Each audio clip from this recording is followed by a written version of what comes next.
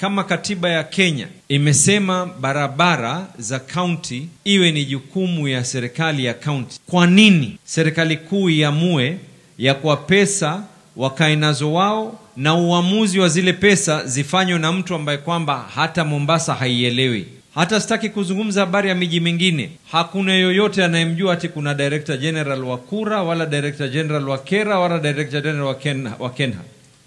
Kila mmoja hapa akiulizwa anasema barabara gavana hajatutengezea. Mpaka mwisho sisi tumewaandikia serikali kuu barua, tumewaambia hizi kama zimewashinda tuachieni wenyewe, tutafanya. Hata pesa pia msituletee. Leo ukienda pale Links Road, a prime area, kukinyesha kidogo tu maji magari hayawezi kupita. Barabara si ya county, pesa si za county, hata ruhusa pia. Na mimi katika manifesto yetu tulisema wacha CDF, tulisema lazima tuende mpaka ward development. Lakini haya mabarabara makubwa haya hapana.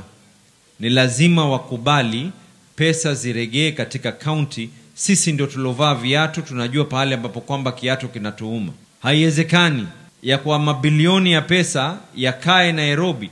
Hiyo sio ambao kwamba ugatuzi ulitaka kuleta.